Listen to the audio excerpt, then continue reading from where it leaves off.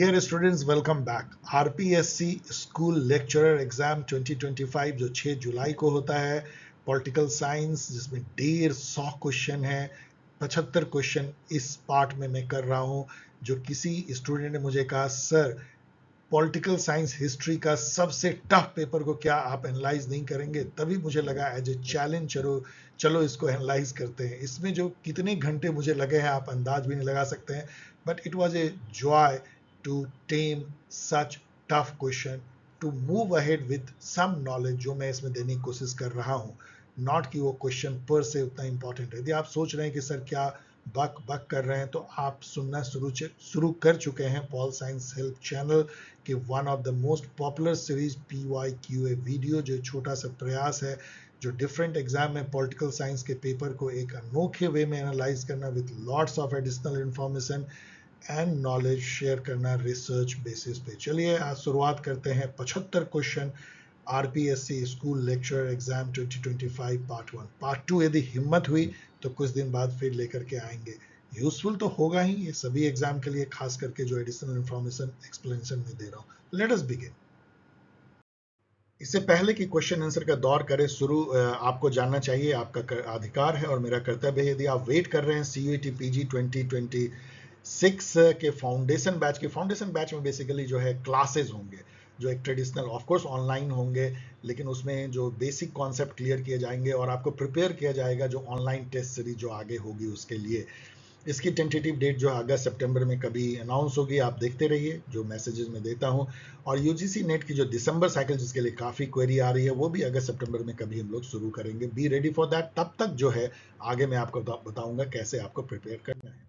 ये मैं कह रहा था कि ये रिसोर्सेज अवेलेबल हैं, ऑफ कोर्स किंडल वर्जन में है। अब तक मुझे पूरा भरोसा है कि मेरे स्टूडेंट जो हैं किंडल वर्जन को एस कर लिए होंगे, वो ऑनलाइन के, तो आप लोग बहुत मास्टर हो, आप लोग यंग हो, लेकिन मोबाइल पे मत पढ़ना, टैब या सस्ते लैपटॉप पे पढ़ने की कोशिश करना यदि महंगा नहीं ले सकते हो तो।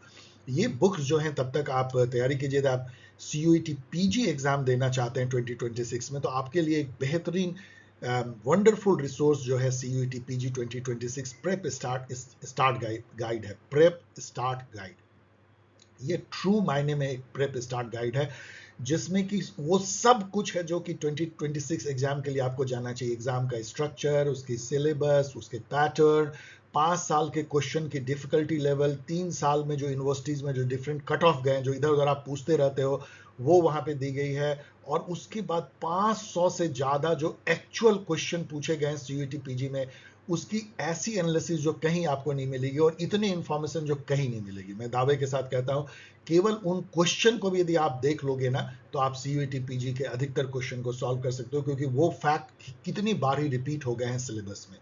तो ये बुक को आप नॉमिनल कॉस्ट पे ले सकते हो। यूजीसी नेट यदि आप, और यदि आप CUET PG दे रहे हो, तो इस गाइड को तो लिए बगैर आपको CUET PG देना नहीं चाहिए। कई लोग कहते हैं कि सर क्या ये गाइड को आप रिवाइज करेंगे? इसकी जरूरत नहीं है। मैं जितना रिवाइज करूंगा उतना ही गाइड बल्कि होता जाएगा। अभी इसमें बहुत सुंदर सुंदर फैक्ट है। क्यों आप चाहते हो कि मैं और अधिक फैक्ट दूं और आपके दिमाग को बोझिल करूं? क्योंकि और अधिक फैक्ट ही तो देंगे, सिलेबस तो चेंज हुई नहीं है। तो चलिए आप CUET PG गाइड जो अभी जिस फॉर्म में है, जो पिछले साल रिवाइज हुई है, उसको आप यूज कीजिए। यदि आप UGC नेट दे रहे हैं तो ये बुक के बगैर आप बिल्कुल अधूरे हैं। UGC नेट एग्जाम गाइड और ऑब्जेक्टिव पॉलिटिकल साइंस तो आपको हर एग्जाम के लिए, चाहे CUET PG दो, चाहे UGC नेट या कोई भी, आपके लिए मदर बुक के जैसा आप लोगों ने इसको बनाया। इसकी जो डायरेक्ट लिंक है वो डिस्क्रिप्शन में दी जाएगी, सीधा आप क्लिक करके आप जाके खरीद सकते हो। यहाँ पे डियर स्टूडेंट याद रखना एक बात को, कि आप यदि इस बुक को खरीदते हैं तो ये सवाल आपके जहन में आएगा कि मैं उसको पढ़ूं कैसे। उसके लिए किंडल जो ऐप है, जो फ्रीली अवेलेबल है, उसको डाउनलोड कर लीजिए, और उसमें जो लॉगिन आप करेंगे वो वही यूजर आईडी और पासवर्ड से कीजिए जिससे आपने अमेजन में बुक खरीदा है। दोनों अलग अलग होने पे आपको नहीं दिखेगा। वहाँ लाइब्रेरी लिंक होता है किंडल ऐप में, उसको जैसे ही आप क्लिक करेंगे आपकी बुक दिखेगी, जो भी आप बुक खरीदते हैं, और बहुत सारे फ्री बुक भी आपको दिखेंगे वहाँ। उसको डबल क्लिक कीजिए और पढ़िए, और देखिए वंडरफुल दुनिया जो किंडल की है उसमें आप चले जाएंगे। डियर स्टूडेंट्स, इससे पहले कि क्वेश्चन आंसर एक एक करके शुरू करें, कुछ जनरल जो ऑब्जर्वेशन जो मैं हमेशा देता हूं किसी पेपर में, ओवरऑल जो मुझे समझ में आया है। वैसे मैंने अभी तक इसके 75 क्वेश्चन को ही देखा है, रिमेनिंग 75 को मैंने देखा तक नहीं है, because it took so much time. पहले तो आप लोग को अब तक बिल्कुल समझ में आ गया होगा यदि आपने इसको फॉलो किया है कि it is one of the toughest paper which has come any time in political science exam. कभी भी जो हिस्ट्री में पॉलिटिकल साइंस एग्जाम के पेपर आए वो टफ है। ये आपको निराश करता है, आपको हताश करता है।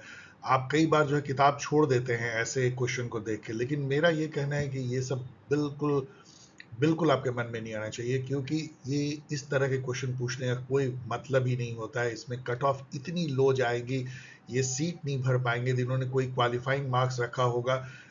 RPSC is known for setting this type of question. JNK भी नोन है ऐसे। वहां पे कुछ टीचर्स होते हैं, जो ग्रुप होते हैं, जो रिसर्च करते रहते हैं, और उनका एम होता है कि हम तो ऐसे क्वेश्चन पूछेंगे कि स्टूडेंट का हक्का बक्का रह जाए। But I don't think that is a good way. उसी तरीके से जैसे कि यूजीसी नेट ने अपना बना लिया कि हम तो ऐसे क्वेश्चन पूछेंगे कि बच्चे हंसे कि लेनिन का डेथ कब हुआ था, उसका जन्म कब हुआ था, वो कब हुआ था। तो एक दोनों ही एक पोल पे हैं। एक बहुत ही इतना डीपर कॉन्सेप्चुअल क्वेश्चन पूछ रहा है, डीपर फैक्ट पूछ रहा है जो आपको जानना इम्पॉसिबल है, impossible I tell you. And second जो है वो ऐसे फैक्ट पूछ रहा है जो कि एक स्कूल के बच्चे को पूछना चाहिए, और ये स्कूल एजुकेशन के लेक्चरर के लिए ऐसे क्वेश्चन पूछ रहा है जो रिसर्च स्कॉलर उस सब्जेक्ट में होंगे उनको भी शायद पता नहीं होगा। विद दिस डिस्क्लेमर, लेकिन हम लोग इसमें क्या कर रहे हैं, ये इसमें बेवकूफ़ी है कि आपको मैं बोलूं कि ये इसका आंसर सही है, ये आंसर सही है। उससे आपको कोई फायदा नहीं होने वाला, हमें भी कोई फायदा नहीं होने वाला। So what I have done कि उस क्वेश्चन से क्या नॉलेज हम निकाल सकते हैं अपने आगे के एग्जाम के लिए, ये मैंने कोशिश किया है। उससे रिलेटेड जो थिंकर्स हैं, जो ऑप्शंस में दिखते हैं, या जो सही आंसर के ऑप्शंस हैं, उससे हम क्या निकाल सकते हैं, कौन से बुक हैं उनके, कौन से कॉन्सेप्ट हैं। इस तरीके से जब इस पेपर में हम लोगों ने इतना टाइम जाया किया है, तो चलिए इसमें इस तरीके से इसका हम बेनिफिट लेते हैं। इसके अलावा ये भी कि आप कैसे क्वेश्चन क्रैक कर सकते हैं, इस तरह क्वेश्चन को भी, उस पर भी मेरा थोड़ा फोकस रहेगा। इस लॉन्ग ऑब्जर्वेशन के बाद चलिए एक एक करके शुरुआत करते हैं। फर्स्ट क्वेश्चन, आपको सॉरी कि मैं यहाँ नंबर नहीं दे पा रहा हूँ। कुछ क्वेश्चन जो है शुरू के कुछ रिसर्च एप्टीट्यूड से उसको मैंने छोड़ दिया है, इसलिए कुछ नंबरिंग गड़बड़ा गई है, आगे जाके नंबर है। Which of the following organization is not observer of non-aligned movement? ये खुद ही इतना डिफिकल्ट क्वेश्चन है कि आप कुछ नहीं कर सकते हैं। इसका सही आंसर, चलिए आगे निकलते हैं कि होली सी के बारे में जानते हैं। बाकी जो, चलिए ये जानने की आपको कोई ज़रूरत भी नहीं है, क्योंकि ये सब इतने ऑब्सक्योर ऑर्गेनाइजेशन है। कॉमनवेल्थ की सेक्रेटरीट नहीं, लेकिन होस्टासियन, national independence movement, south centre, ये सब हैं, इसके ऑब्जर्वर तो हैं। आई डोंट नो कि इसका क्या यूज़ आगे हो सकता है, लेकिन होली सी का यूज़ आपको काफ़ी है। होली सी बेसिकली क्या है, ये जो वेटिकन सिटी है, छोटी सी रोम के शहर के बीच में एक इलाका, वो पोप का जो है सॉवरेन स्टेट माना जाता है, क्योंकि क्रिश्चियन रिलीजन के सबसे बड़े धर्मगुरु हैं। तो उनको ये इज्जत बख्शा गया है कि वो जिस इलाके में रहते हैं वहाँ इटली का कानून लागू नहीं होता है, वहाँ पोप का राज चलता है। छोटा सा एक पोर्शन आप कह लीजिए, जैसे सेंट्रल दिल्ली को कह लीजिए। और वहाँ उसको जो है पूरे दुनिया में होली सी कहा जाता है। एक तरह का स्टेट की उसको महत्ता दी गई है, या एक तरह से मान्यता दी गई है। और उनको कई जगह ऑब्जर्वर स्टेट बनाया गया, लाइक यूनाइटेड नेशन में भी बनाया गया है होली सी को। लेकिन यहाँ पे कॉमनवेल्थ में उनको नहीं बनाया गया है। तो इस इंफॉर्मेशन को, होली सी को याद कर लीजिए। यूनाइटेड नेशन में जो दो परमानेंट ऑब्जर्वर हैं, उसमें एक होली सी है और एक पैलेस्टीनियन स्टेट है। These are the information you should take away from this question. अब ये जो क्वेश्चन है, ये कहता है कि सार्क से रिलेटेड डिफरेंट इवेंट है, उसको मैच कर दिया इन्होंने, कौन सा इसमें से नहीं करेक्ट है, नॉट करेक्ट।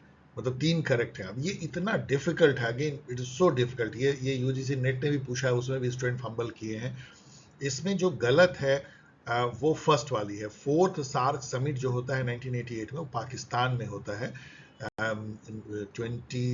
दिसंबर 29-31 को, ना कि कोलंबो में। तो बाकी सब सही है, तो इसको थोड़ा देख लीजिए। लेकिन क्या निकल के आता है, इट इज ऑलमोस्ट इम्पॉसिबल कि आप इस तरह के इंफॉर्मेशन को याद रखेंगे, बट फिर भी। नेक्स्ट जो क्वेश्चन है, ये आसियान के बारे में। देखिए कितनी, मतलब फर्स्ट जो इसका स्टेटमेंट है वो बहुत इंपॉर्टेंट है, और ये अच्छा है, वो आसान भी है। The first 5 members of ASEAN in 1967 were Indonesia, Malaysia, Singapore, Thailand and Philippines. और ये सही है। ये लोग जुड़े थे बैंकॉक डिक्लेरेशन से। इन्होंने बैंकॉक डिक्लेरेशन किया था, ये भी पूछा जाता है। और 1967 में आसियान का फॉर्मेशन होता है, बाद में 5 स्टेट और जुड़ जाते हैं, और अभी हाल में जो है ईस्ट तैमूर भी उसमें जुड़ता है 11th स्टेट के फॉर्म में। तो ये सब तो चलिए बहुत ही अच्छी इंफॉर्मेशन है। लेकिन अब यहाँ आइए second statement, member of the ASEAN were divided on the issue of China. क्योंकि उस समय में क्या हुआ था 1970 तक में, कि जो असली चाइना था, जिसको अभी हम चाइना कहते हैं, वो एक पैरिया था। पैरिया मतलब कि उसको लोगों ने बार दिया था, उसको सोशल ऑस्ट्रेसिज्म कर दिया था, उसको निकाल दिया गया था इंटरनेशनल स्टेट सिस्टम से। और जो छोटा सा आइलैंड है जिसको अभी ताइवान कहते हैं, पहले फॉर्मूसा कहते थे, वहाँ पे जो शासन था, जो भाग के वहाँ चांग काई शेक गए थे, तो वहाँ के चाइना को वो रियल चाइना पूरी वेस्टर्न वर्ल्ड मानता था, और उसी को यूनाइटेड नेशन में परमानेंट सीट दिया हुआ था ताइवान को। मतलब एक मजाक है। और चाइना को उन्होंने कुछ नहीं दिया था, उनको मानते ही नहीं थे कि वो कोई स्टेट है, कम्युनिस्ट स्टेट को। लेकिन ये सारी बातें जो है 71 में बदलती हैं। उस समय मुझे लगता है रिचर्ड निक्सन थे राष्ट्रपति, और हेनरी किसिंजर वहाँ पे गए थे, और काफ़ी रिलेशन यूएस और चाइना का अच्छा हुआ, और उसमें चाइना को फिर जगह दी गई यूनाइटेड नेशन में, और ताइवान को हटाया गया, जो कि सही भी था। तो लेकिन इस इशू पे ये स्टेटमेंट कहता है कि आसियान के ये 5 मेंबर में बंटवारा हो गया। फिलीपींस और इंडोनेशिया ने जो है वो चाइना का साथ दिया, मेनलैंड चाइना, और कहा कि उनको सिक्योरिटी काउंसिल में सीट मिलना चाहिए। लेकिन मलेशिया और थाईलैंड जो है वो इसके अगेंस्ट में वोट किए, और सिंगापुर जो है वो एब्सटेन किया। अब इस टाइप का जो है, मैं आपको टिप्स दे रहा हूँ कि जब कोई स्टेटमेंट में इतना डिटेल्ड फैक्चुअल इंफॉर्मेशन हो, डेटा हो, इंफॉर्मेशन हो, जनरली करेक्ट होती है। क्योंकि ये it will be too much कि आपको मतलब इस स्टेटमेंट में कहा जाए कि कौन किसके साइड था, ये भी आपको जानना है। तो इसको आप सही मान सकते हैं, बोथ करेक्ट। मैं इस पे जाऊंगा, वैसे मुझे पता नहीं है, मुझे नहीं पता ये, लेकिन मैं इस पे जाऊंगा कि दोनों स्टेटमेंट सही है। नोट विथ स्टैंडिंग कि first statement is good and you should remember, second statement just पढ़िए और भूल जाइए। ये भी आपके रटने की सीमा को टेस्ट करता है। ये कहता है कि कौन से जो ईयू के मेंबर हैं वो किस साल में जुड़े हैं ईयू से। Impossible to remember. लेकिन चलिए, इस क्वेश्चन के लिए बुल्गारिया जो है 2007 नहीं 2000, बुल्गारिया ज्वाइंड बुल्गार ओके। ये कह रहा है विच of the following pair is correct, मतलब एक ही करेक्ट है इसमें, बाकी सब गलत है। इस्टोनिया 2009 में नहीं ज्वाइन किया है, तो इस्टोनिया 2004 में ज्वाइन किया, यहाँ पढ़ सकते हैं। साइप्रस जो है उसने ज्वाइन किया है 2004 में, तो ये भी गलत है। क्रोएशिया तो बहुत फेमस है कि ये लास्ट कंट्री है जिसने ईयू को ज्वाइन किया था 2013 में एज ए 28। बाद में ब्रिटेन जब निकल जाता है ब्रेक्सिट से, तो 27 कंट्री रह जाते हैं। इस इंफॉर्मेशन को यदि आप याद कर लें कि क्रोएशिया 2013 में ज्वाइन किया है लास्ट, तो आपको कई क्वेश्चन बन जाते हैं डियर स्टूडेंट, याद रखिएगा, बाकी आप भूल भी जाइए। और ये सही है कि बुल्गारिया और रोमानिया दोनों ने जो है ज्वाइन किया था 2007 में। So this is the only correct. अब यहाँ पे देखिए ईयू से एक और क्वेश्चन पूछते हैं जो कि उतना गलत नहीं है, लेकिन फिर भी थोड़ा डिफिकल्ट, क्या बहुत डिफिकल्ट है। पहला कहते हैं कि 20 ईयू मेंबर, इसमें ही कहते हैं कि कौन करेक्ट नहीं है, तो एक ही करेक्ट नहीं होगा। 20 EU member participate in the Schengen area of free movement in which internal border control have been eliminated. Schengen जो एग्रीमेंट हुआ था 1985 में, ये बहुत इंपॉर्टेंट है ईयू के इतिहास में, क्योंकि इससे क्या हुआ, ईयू के बहुत सारे कंट्री ने ये कहा कि यदि कोई बाहर के लोग, मान लो इंडिया का कोई व्यक्ति जो है सिटीजन, यदि एक वीसा लेके आता है, वो है सेंजन वीसा। सेंजन जर्मनी की एक जगह है जहाँ पे ये संधि हुई थी, सुनने में आपको चाइनीज लगता होगा। तो सेंजन वीसा लेके आता है, तो वो उसको फिर ना इटली का और जर्मनी का जो अलग अलग वीसा होता है, नीदरलैंड का नहीं लेना होगा। उसी एक वीसा से वो कई कई कंट्री में वो यूरोप में जा सकता है। तो बहुत अच्छी बात थी, जैसे एक कंट्री जैसा बनने का था। लेकिन क्या इसमें 20 ईयू मेंबर हैं, हम लोग देखेंगे।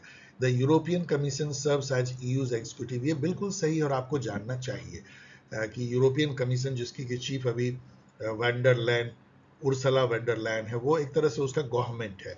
The council of European union represent the national government, ये भी आपको जानना चाहिए। वहां पे द काउंसिल कहते हैं, the council of European union, उसमें हर इस जो मेंबर नेशन है उसका एक मिनिस्टर होता है, जनरली फॉरेन मिनिस्टर, और वो उसको रिप्रेजेंट करता है। तो वो नेशनल गवर्नमेंट को रिप्रेजेंट करने वाली टॉप डिसीजन मेकिंग बॉडी है। 20 EU मेंबर स्टेट्स यूज ए कॉमन करेंसी, ये भी शायद आपको पता होना चाहिए क्योंकि इसको यूरो जोन कहते हैं। हुआ ये था कि 99 में, मुझे लगता है, डेट देख लीजिएगा, एक और बहुत ऐतिहासिक इन्होंने निर्णय लिया कि हम अपनी एक अलग करेंसी लाएंगे, यूरोप की करेंसी, अलग अलग नहीं कि कहीं पे मार्क चल रहा है, कहीं पे ड्यूस चल रहा है, कहीं पे पॉन्ड चल रहा है, नॉट लाइक दैट। तो एक लाएंगे, उसका नाम होगा यूरो। और यूरो जो है, जिन कंट्री ने ईयू के उसको ज्वाइन किया उसको यूरो जोन कहा गया। सभी कंट्री ने नहीं ज्वाइन किया, इनफैक्ट 20 कंट्री ने ज्वाइन किया। तो 7 कंट्री जो हैं यहाँ पे आप देख सकते हैं, बुल्गारिया, चेक, Denmark, Hungary, Poland, Romania and Sweden ने ज्वाइन नहीं किया है। तो ये इंफॉर्मेशन आपको पता होना चाहिए, है इंपॉर्टेंट। तो यदि ये आपको पता है तो फिर अपने आप ये गलत हो जाता है कि 20 EU मेंबर नहीं होगा, कुछ कम या ज़्यादा होगा। एक्चुअल इसका नंबर जो है 25 EU मेंबर है जिन्होंने शेंजन एरिया वीसा जो एग्रीमेंट है उसको ज्वाइन किया है। इसके अलावा 4 नॉन EU कंट्री भी, आइसलैंड, नॉर्वे, स्विट्जरलैंड एंड लिechtenstein ने भी ज्वाइन किया। इसका मतलब यदि आप शेंजन वीजा लेते हैं तो इन कंट्री में भी आप बिना वीसा घूम सकते हैं। 25 प्लस 4, तो ये आपको बहुत इंपॉर्टेंट इंफॉर्मेशन ये क्वेश्चन देता है, जिसे कई आगे आने वाले क्वेश्चन आप बना सकते हैं। Which of the following statement is not correct regarding the UN Peace Building Commission? ये क्वेश्चन भी है तो खासा टफ, लेकिन आपको कुछ बहुत वाइटल इंफॉर्मेशन देता है। यूएन की जो पीस बिल्डिंग कमीशन है, इसका इंडिया भी कई बार मेंबर रहा है, ये बहुत ही इंपॉर्टेंट है। इसका काम क्या है? ये बेसिकली जो है यहाँ लिखा हुआ है कि providing military and police, sorry क्या यहाँ पे लिखा है, it is an intergovernmental advisory body that supports peace effort in conflict affected country. जो पीस बिल्डिंग मिशन जो है उसको पूरा सुपरवाइज ये करता है। तो ये तो बिल्कुल सही है। फर्स्ट देखिए, the top financial contributing countries and the top troop contributing countries to the UN system are also its member. जो अपनी सेनाओं को भेजते हैं पीस बिल्डिंग में से इंडिया भेजता है, और जो कंट्रीब्यूट करते हैं यूएन को, वो सब इसके मेंबर हैं। सब बिल्कुल सही है। इट वॉज एस्टैब्लिश इन दिसंबर 2010, ये गलत है। ये तो बहुत मुश्किल है आपका जानना, लेकिन चलिए एक बार के लिए जान लीजिए कि इसकी इस्टेब्लिशमेंट जो है पीस बिल्डिंग कमीशन की हुई थी 2005 में, ना कि 2010 में। तो ये आपको मिल जाता है सही ऑप्शन। तो ये भी जान लीजिए कि it is composed of 31 member state, इसको रट लीजिए, elected from the general assembly, the security council and the economic and social council. ये भी इतना इंपॉर्टेंट इंफॉर्मेशन है कि इसको जो 31 मेंबर आते हैं वो 3 यूएन के ऑर्गन से आते हैं। कुछ मेंबर इसके जनरल असेंबली से आते हैं, कुछ सिक्योरिटी काउंसिल नॉमिनेट करके भेजती है, और कुछ जो इसके इकोसॉक है उससे आती है। इंडिया के बारे में यहाँ पे जो लिखा है ये भी आप थोड़ा पढ़ लीजिएगा। इंडिया इसकी जो फाउंडिंग मेंबर है ये भी हमें जानना चाहिए, और बहुत ज़्यादा कंट्रीब्यूशन इंडिया ने किया है United nation peace building commission में। अब इस क्वेश्चन को देखिए जो कि आपके वोकेबलरी को टेस्ट करता है, थोड़े से इकोनॉमिक वोकेबलरी को, और कॉमन सेंसिकल अप्रोच भी टेस्ट करता है। ये कार्टल के बारे में बात कर रहा है। कार्टल होता क्या है, यदि आपको वोकेबलरी पता है तो? कार्टल मतलब कि जैसे मान लीजिए 4 बड़े बड़े बिजनेस इंडिया में, सपोज कीजिए कि टाटा, बिरला, अदानी, अंबानी, ये चारों मिल जाए, और मिल करके जो है ये प्राइस को तय करेंगे, कोई नहीं घटाएगा। जैसे मान लीजिए 3 टेलीफोन कंपनी अभी है, रिलायंस और एयरटेल और वोडाफोन प्राइवेट में, ये तीनों मिल जाए और तीनों मिल के प्राइस बढ़ा दे, तो आप कहाँ जाएंगे? इस टाइप की जो कार्टलाइजेशन होती है, मतलब मिल करके जो प्रॉफिट करते हैं, एक तरह से वो कार्टल करते हैं, मतलब 60 गांठ करके इकोनॉमिक बेनिफिट लेना कार्टलाइजेशन कहलाता है। उसको रोकने के लिए हर जगह कानून होते हैं। अब यहाँ पे कह रहा है ये कि इसमें से कौन सा नेशनल इंटरेस्ट, जो economic instrument for the promotion of national interest, तो वेग है ये phrase. Which of the following statement about cartel is not correct? तो cartel are not utilise by totalitarian state, यही अपने आप में गलत है। ये कॉमन सेंसिकल मैं कह रहा हूँ। टोटलिटेरियन स्टेट जो होती है, जैसे कि चाइना की है, या हिटलर का था, स्टालिन का था, कभी आपको लगता है कि वो कार्टल को यूटिलाइज नहीं करेगी? वो तो कार्टलाइजेशन करती है, क्योंकि वहां पे जो है सभी इतने डरे रहते हैं कि वो स्टेट ही कार्टल चलाती है, स्टेट खुद एक कार्टल हो जाती है। तो बाकी सब स्टेटमेंट सही है, आप इसको पढ़ लीजिएगा। मैं इसमें अब वक्त बर्बाद नहीं करूंगा क्योंकि आप रोक के पढ़ लीजिएगा। ये सब इतने वेग हैं कि आप इसके बारे में काटल ये सब काम करते हैं जो यहाँ पे लिखा गया है। Read the following statement carefully regarding the UN. अब चलिए यूएन पे एक और बॉम्ब भी आपको फोड़ रहे हैं। The process of suspension of member country is not described in the charter of United nation. ये ब्यूटीफुल क्वेश्चन है, ऑफकोर्स बहुत डीप क्वेश्चन है, लेकिन आगे आपको बहुत हेल्प करेगा। ये आपको जानना चाहिए कि ये स्टेटमेंट गलत है। आर्टिकल 5 जो है यूएन चार्टर का, वो स्पेसिफिकली सस्पेंशन मेंबरशिप का डिस्कस करता है। ये कहता है कि यदि सिक्योरिटी काउंसिल रिकमेंड कर दे इस स्टेट को सस्पेंड कर दो और जनरल असेंबली मान ले, तो वो कंट्री का rights privilege as a UN member suspend हो जाता है। सस्पेंड मतलब कि कैंसिल नहीं होता है लेकिन रुक जाता है, फिर यदि वो शामिल हो सकता है। सस्पेंशन मतलब होता है टेम्पोररी रूप से आपको हटा देना। तो ये स्टेटमेंट गलत है। But any member can abandon membership using the process described in the charter. ये भी बिल्कुल गलत है। यूएन चार्टर में कोई मेथड नहीं है जिससे कि आप ये कह सकें कि हम अपने मेंबरशिप को जो है हटा रहे हैं या सस्पेंड कर रहे हैं। आप नहीं हटा सकते हैं, यूएन आपको हटा सकता है, आप अपने को उससे नहीं हटा सकते हैं। तो ये स्टेटमेंट भी गलत है। बोथ स्टेटमेंट फॉल्स है, बट ये दोनों बहुत ही इंपॉर्टेंट इंफॉर्मेशन आपको यूएन चार्टर के बारे में देते हैं। नेक्स्ट देखिए, किस थिंकर ने ये कहा है, the concept of national interest is वेग to the point of being meaningless or even pseudo theory। आपको पता है कि रियलिस्ट कॉन्सेप्शन में पावर एंड नेशनल इंटरेस्ट यही तो है सुप्रीम, यही दो जो है प्लैकार्ड हैं रियलिस्ट पॉलिटिकल थ्योरी के या रियलिस्ट पॉलिटिक्स के, कि नेशनल इंटरेस्ट को प्रिवेल करने के लिए सारे स्टेट एक्शन लेते हैं, डिसीजन लेते हैं, और वो उसी रेशियो में या उसी प्रोपोर्शन में नेशनल इंटरेस्ट को अपना रियलाइज कर पाते हैं, फुलफिल, जितना उनके पास में रिलेटिव पावर होती है। That is the realist conception. अब ये जो थिंकर है इनका नाम है वर्नॉन डाइक। आप बिल्कुल इनको नहीं जानते होंगे, आई एम श्योर। इन्होंने एक बुक लिखा है पॉलिटिकल साइंस ए फिलोसॉफिकल एनालिसिस 1960। इसको थोड़ा बहुत, मैं नहीं कहूँगा याद कीजिए, बस एक बार देखिए और भूल जाइए। तो कहीं यदि और किसी एग्जाम में आपको मैच करने आएगा और वर्नन डाइक दिखेंगे तो आपको इससे फायदा हो जाएगा। इसके अलावा जो यहाँ हांस मर्गनथाउ दिखते हैं, आपको पता है कि ये फादर ऑफ क्लासिकल रियलिज्म है मॉडर्न काल में, और इन्होंने जो है नेशनल इंटरेस्ट और पावर को मेन जो है इंटरप्ले जो है पॉलिटिक्स जो है interplay of national interest and power कहा था। मतलब कि दो, यही जो है दो प्लैकार्ड है मॉर्गनथाउ। तो मॉर्गनथाउ के थ्योरी को ये काटते हैं। रेमंड एरन यहाँ दिखते हैं जो एक रियलिस्ट इंटरनेशनल रिलेशन के थिंकर है। आप नॉर्मन डी पाल्मर के बारे में भी नेट पे पढ़ सकते हैं। Regarding his bargaining theory of international relation, Thomas C. Schelling, Thomas shelling बहुत फेमस थिंकर हैं इंटरनेशनल रिलेशन में, काफ़ी चीज़ें उन्होंने लिखा है। आप इनके कुछ बुक्स को भी याद कर लीजिएगा। Designated his formulation in number of ways, मतलब उन्होंने bargaining theory of international relation लिखा है। आपको कॉमन सेंस से क्या समझ में आता है बार्गेनिंग थ्योरी क्या है? जैसे फॉर एग्जांपल, पाकिस्तान यूएसए से बार्गेन कर सकता है। पाकिस्तान की कोई औकात नहीं यूएस के सामने में, लेकिन ये कह सकता है कि देखिए मैं चाइना के साथ आपके बातचीत करवा दूंगा, चाइना मेरा बहुत अच्छा दोस्त है। तो यूएस बोलेगा चलो एक पिट्ठू को पालते हैं, कुछ इसको पैसे दे देते हैं, कुछ आर्म्स दे देते हैं, ये चाइना का कंड्यूट बनेगा। तो ऐसे जो है बार्गेन होती है इंटरनेशनल रिलेशन में। बिल्कुल, अभी आपने देखा कि कैसे ट्रम्प जो है बार्गेन कर रहे थे जेलेंस्की के साथ में कि तुम मुझे जो है क्रिटिकल मिनरल दे दो, मैं तुम्हें सुरक्षा दूंगा। लाइक दैट बार्गेनिंग होती है।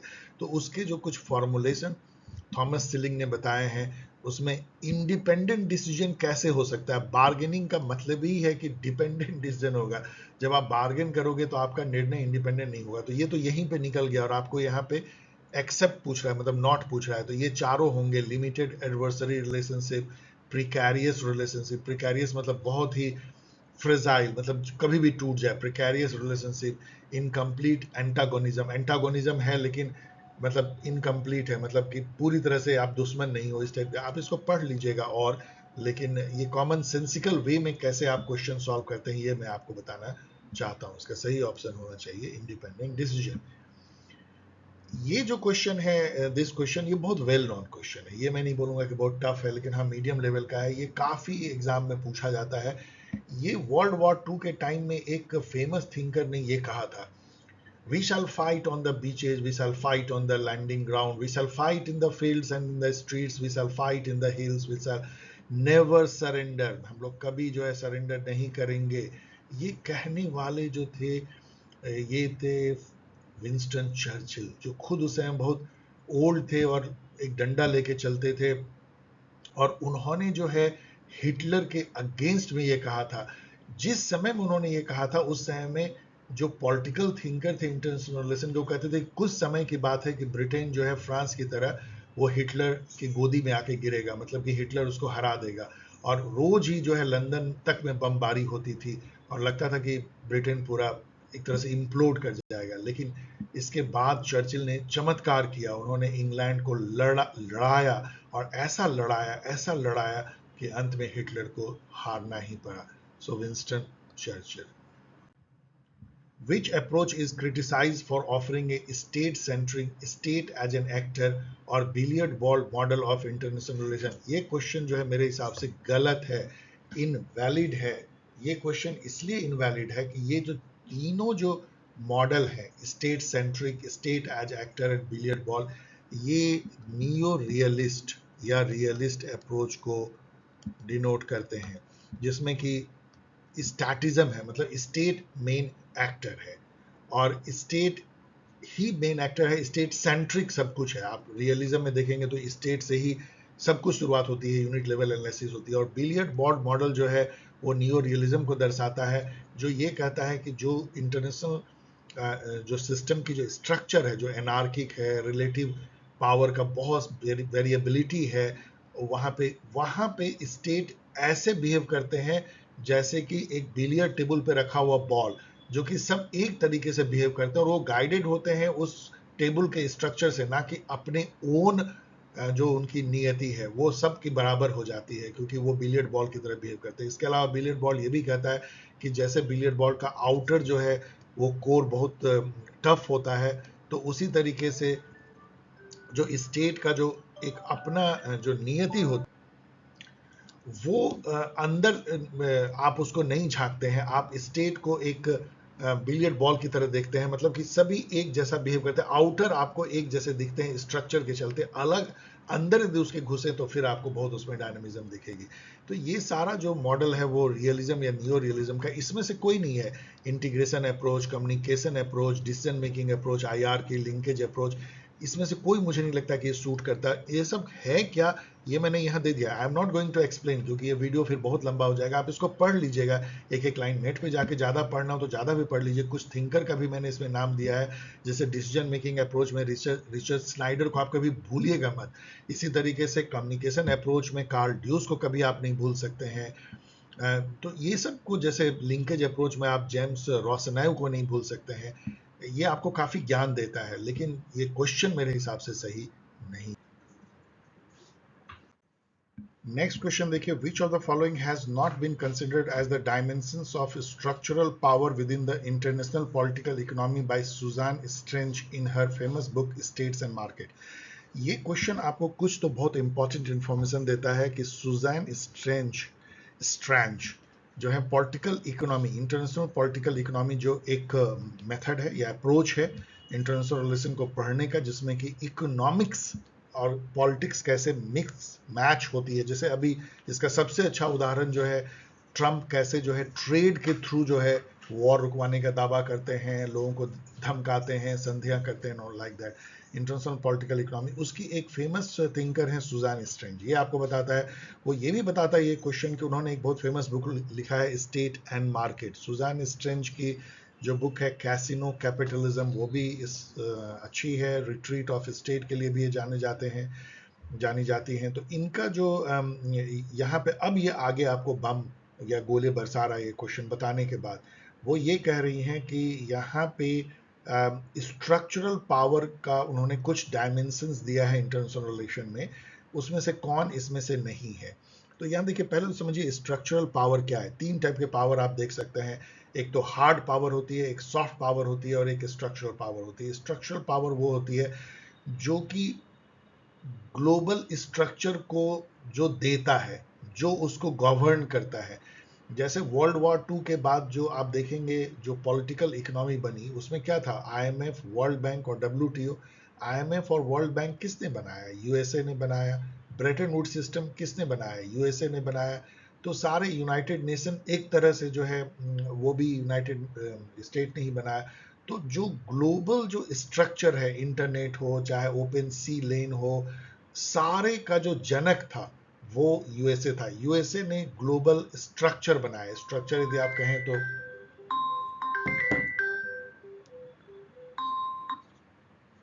यदि आप स्ट्रक्चर कहें सोशल साइंस में तो पैटर्न सोशल रिलेशन और बिहेवियर को कहते हैं।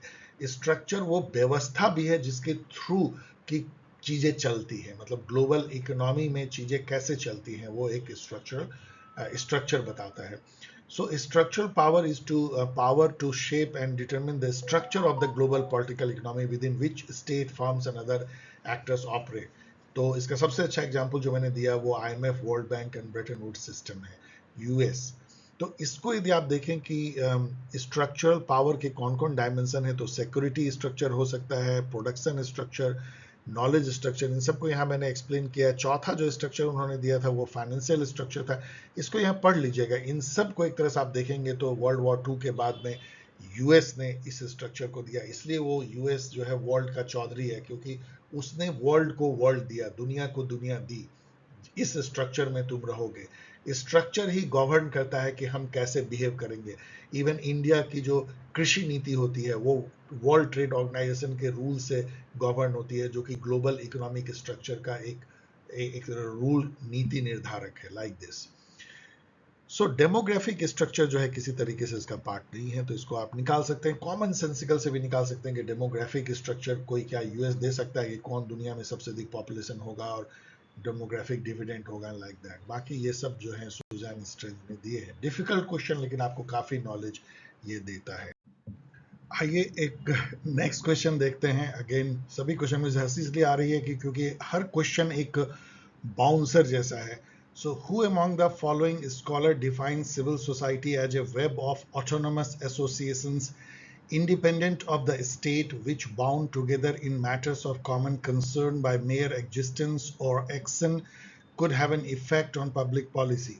ये स्टेटमेंट बहुत ब्यूटीफुल है, इसको 2-3 बार पढ़ के सिविल सोसाइटी को समझने की कोशिश कीजिएगा, जो कि थर्ड सेक्टर कहलाता है। एक को आप स्टेट कह सकते हैं, गवर्नमेंट एंड स्टेट फॉर्मल, दूसरे को आप मार्केट कह लीजिए, और जो बाकी बचता है वो है सिविल सोसाइटी, जिसमें कि नॉन गवर्नमेंट ऑर्गेनाइजेशंस आते हैं, मीडिया आती है, पब्लिक डिस्कोर्स आते हैं, इस तरह के जितने भी, जिसको कि आप इन दोनों से नॉट फॉर प्रॉफिट ऑर्गेनाइजेशन आते हैं, like that. Movement, social movement भी सोशल सिविल सोसाइटी का पार्ट होते हैं। अब ये कहने वाले जॉन डीवी सबके बारे में मैंने यहाँ काफ़ी कुछ दिया है आपके लिए। लाइक जॉन ड्यूवी जो है वो प्रैग्मेटिस्ट थे, टीचर थे अंबेडकर जी के कोलंबिया यूनिवर्सिटी में, एक बहुत फेमस डेमोक्रेट थे, एजुकेशनलिस्ट थे, और इन्होंने एक बुक लिखा था डेमोक्रेसी एंड एजुकेशन 1916 में। एंटोनियो ग्रामिस्ची जो है हेजोमनी थेसिस के लिए जाने जाते हैं, उन्होंने प्रिजन नोटबुक लिखा था। चार्ल्स टेलर एक फेमस लिबरल कम्युनिटेरियन थिंकर हैं जो अपने book sources of the self के लिए जाने जाते हैं 1989 में।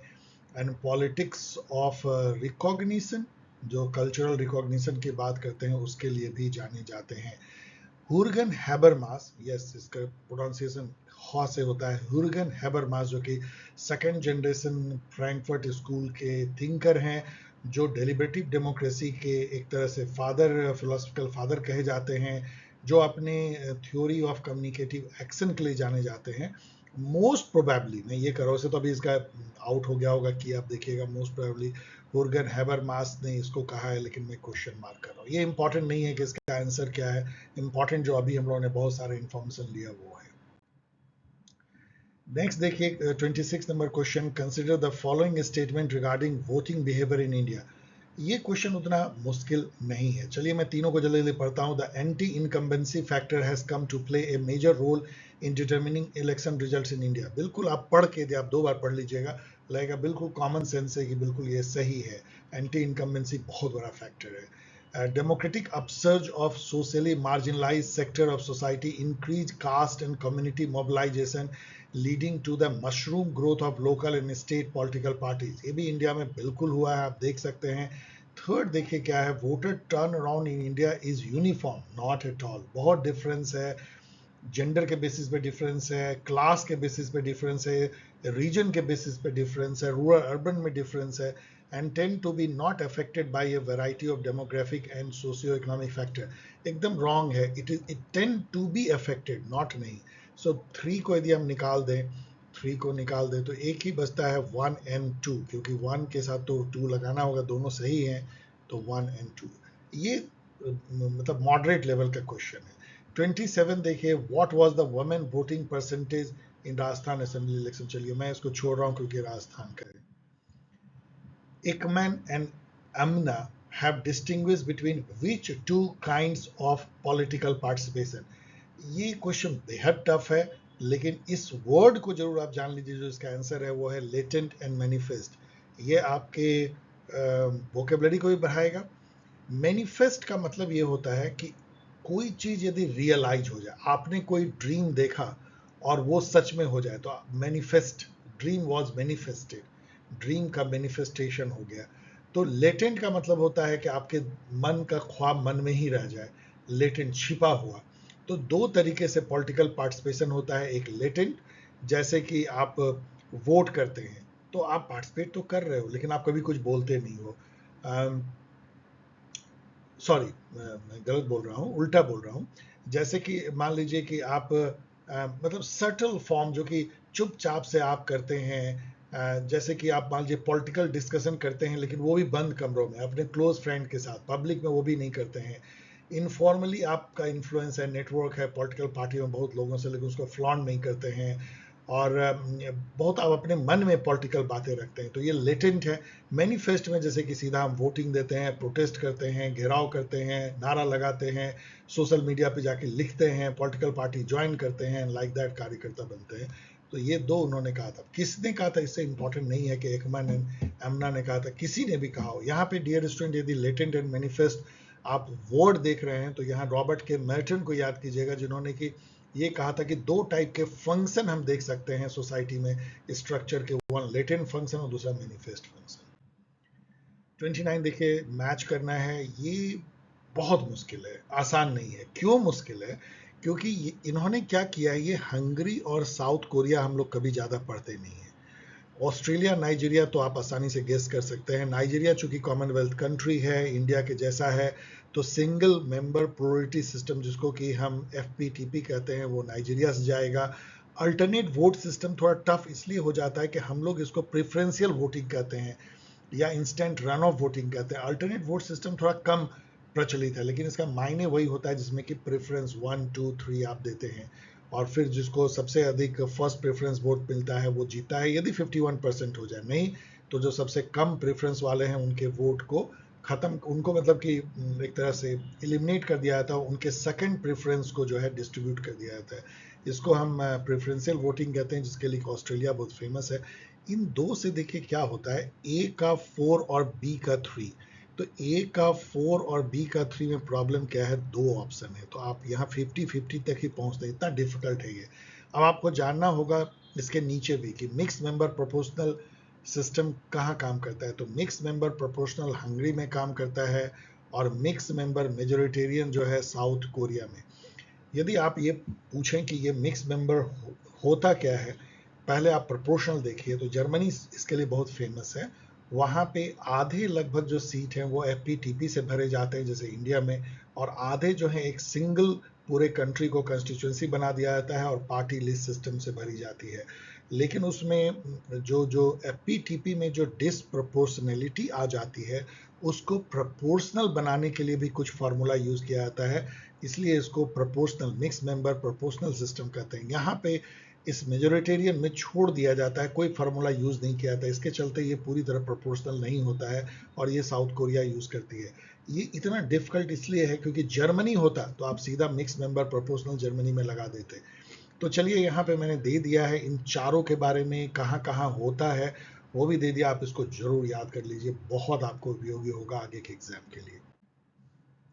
30 देखिए, who among the following argued that the typology of political culture suggested by Almond and Barba? आपको पता है कि Almond and Barba ने सिविक कल्चर नाम की बुक लिखी थी जिसमें उन्होंने कहा था कि 3 type of pure political culture हम देख सकते हैं, वो है parochial, subject and participant political culture. तो ये कहते हैं, जो भी ये कह रहे हैं, कि it is based on descriptive rather than analytic criteria। ये डिस्क्रिप्टिव है, एनालिटिक नहीं है। Does not employ any theoretical construct and therefore is non explanatory and non predictive. मतलब इस तरीके से एक तरह से उसको रिडिकुल करते हैं, डिराइड करते हैं, ये सब वर्ड को भी जान लीजिए, दूसते हैं कि इनका जो सिविक कल्चर में अल्मंड वर्बा ने जो ये टाइपोलॉजी दिया है पॉलिटिकल कल्चर का, ये बस डिस्क्रिप्शन है कि ऐसा है तो है, कोई थियोरिटिकल कंस्ट्रक्ट नहीं है, कोई थेसिस के बेसिस या कॉन्सेप्ट के बेसिस पे नहीं है। ये कहने वाले कौन हैं? तो चलिए, ये तो बहुत ही डिफिकल्ट है। ये कहने वाले मोस्ट प्रोबेबली विलियम बॉस्टॉक हैं, जिन्होंने एक बुक लिखा था, the cultural explanation of politics, published in political science review. इन्होंने ये बात कही थी, मैं क्वेश्चन मार्क भी लगा रहा हूँ। यहाँ डेविड ईस्टन दिखते हैं, तो इनके बारे में जान लीजिए। इन्होंने बुक लिखा था, the political system, father of the system approach in comparative politics. और यहाँ रॉबर्ट डहल दिखते हैं, तो इनकी जो सबसे फेमस थीसिस है एज ए प्लूरलिस्ट थिंकर, वो है पॉलीआर्ची की, पार्टिसिपेशन एंड अपोजिशन, जहाँ पे कि इंडिविजुअल दो तरीके से डेमोक्रेसी से जुड़ता है। एक तो एक इंडिविजुअल डायरेक्ट वोटर के फॉर्म में, एक अपने कम्युनिटी या एसोसिएशन के तौर पे, पॉलीआर्ची। 31 नंबर क्वेश्चन देखिए, which one of the following types of the political sub culture is not identified by Daniel Eleazar?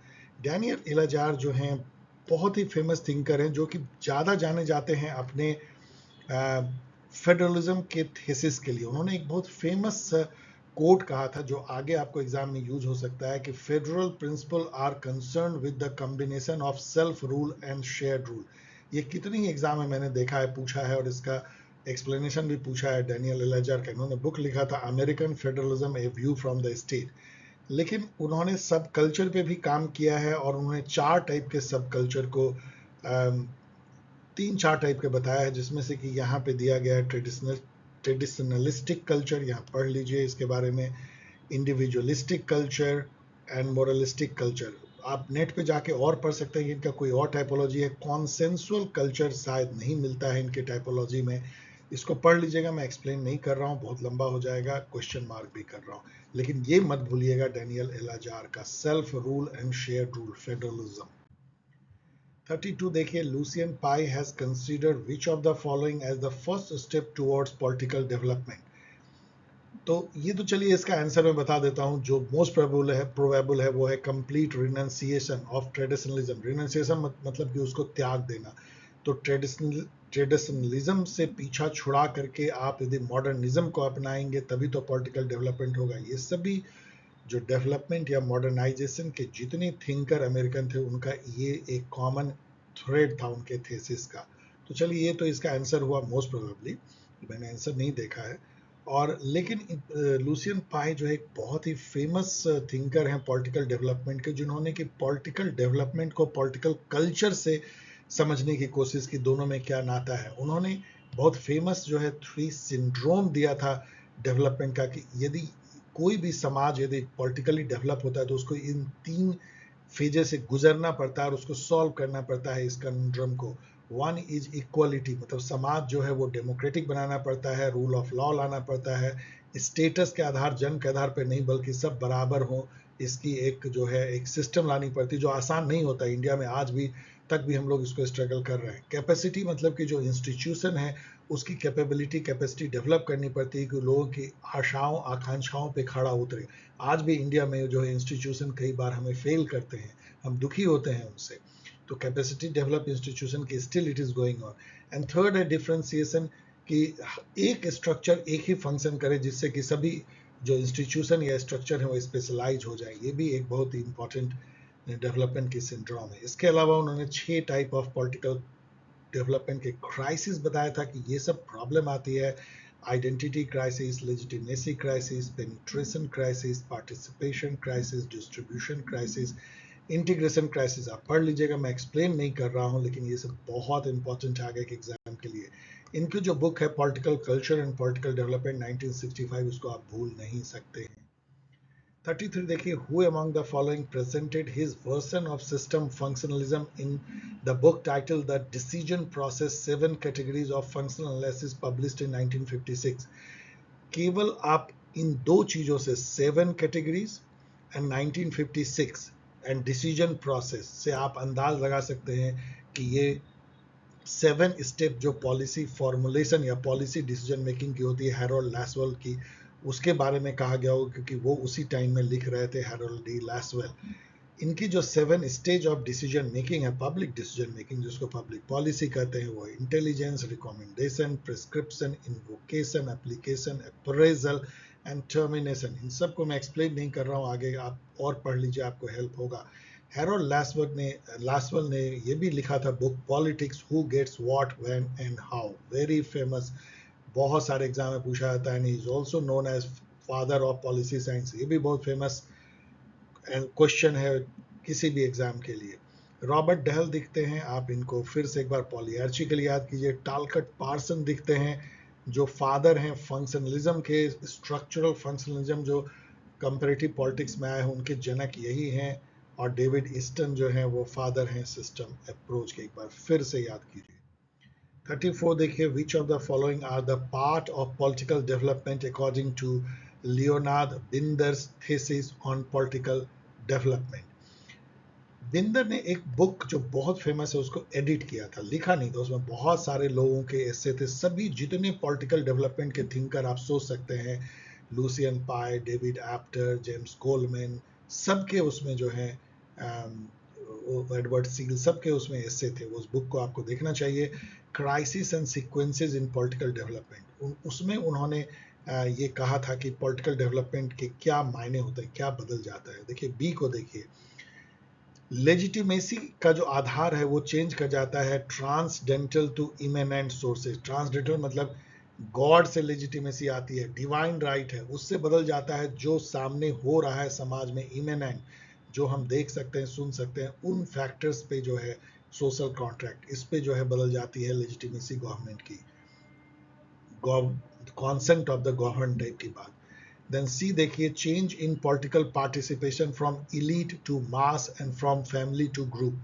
पहले केवल कुछ इलीट लोग जो है पॉलिटिकल पार्टिसिपेशन करते हैं, मास जो है बाय स्टैंडर्ड होते हैं, वो बदल जाता है, और फैमिली जो है वो जुड़ते हैं, बड़े बड़े फैमिली जो पॉलिटिकल फैमिली होते हैं उसके बजाय एक ग्रुप या एसोसिएशन जुड़ता है। ये दोनों तो सही है, लेकिन ये गलत है। क्यों? क्योंकि ये कह रहा है change of identity from religious to ethnic, नहीं, change of identity from religious to secular.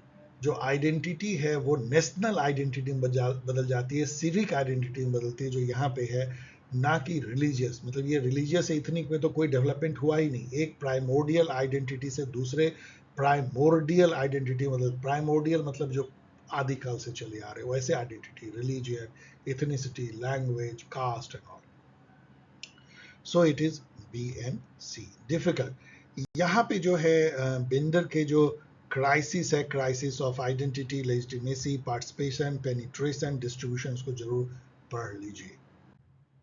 35 देखिए, which of the following is not included in 4 input function as given by Almond and his associate.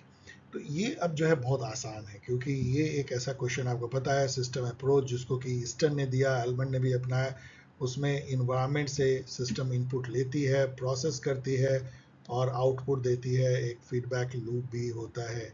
ये सारे system के जो अवयव हैं वो एक इन्वायरमेंट में होते हैं। तो इनपुट जो फंक्शन है सिस्टम के, वो है political socialisation, political and recruitment, political communication, interest articulation and interest aggregation. लेकिन इसमें से कौन सा नहीं है, कौन सा नहीं है, is not included in the 4.